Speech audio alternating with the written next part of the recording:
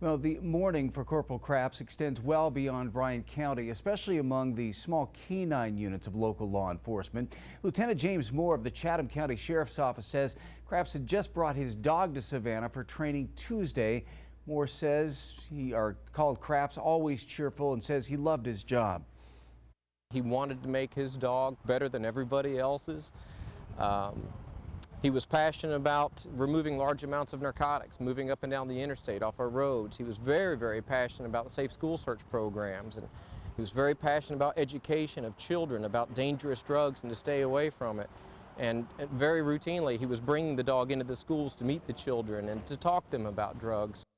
Moore says Craps and Canine Seppi would come to the Chatham County Sheriff's Office once a month for proficiency training, and Craps was well respected in the tight-knit world of canine law enforcement. Well, sadly, the law enforcement community in our area has mourned the loss of other officers in car crashes. Lieutenant Trey Alley of Tybee Island Police Department was killed in April of 1999.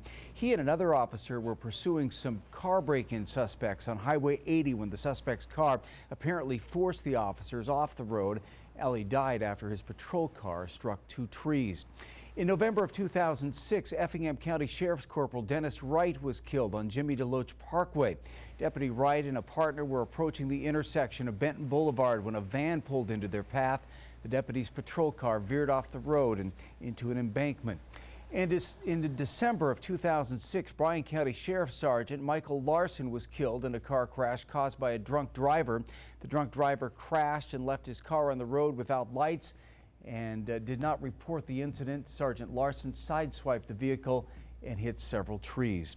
Well, new tonight at 11 for Sergeant Larson's family. The death of Robert Craps has also been difficult to cope with. News 3's tmach talked to Sergeant Larson's widow today. And it must have been quite a shock for her to find out about this wreck. Well, it really was, Russ. And Lisa Larson tells me that when she heard that a deputy had been killed, the first person that she thought to call was her friend Bobby. Unfortunately, he didn't answer, and she said she was completely stunned to find out he was the one who lost his life today.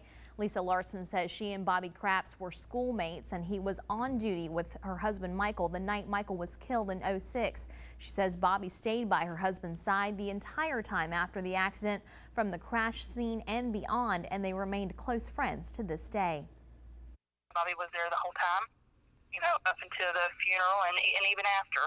When you have a problem, Bobby was the one that you spoke to. I can only imagine how his wife is feeling, knowing that she's fixing to be a single, or that she's now a single mom. It's hard.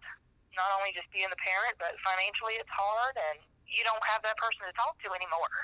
I got the call this morning, and I never thought that I would have to do for another family what other families have done for me.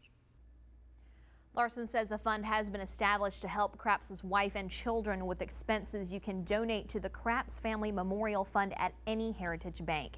And Russ Larson says she'll never forget how the community rallied behind her and her three kids in their time of need, and that's exactly how they are working to help the Craps family now, especially so close to Father's Day. Yeah, such a sad, sad thing. Thank you, tmach.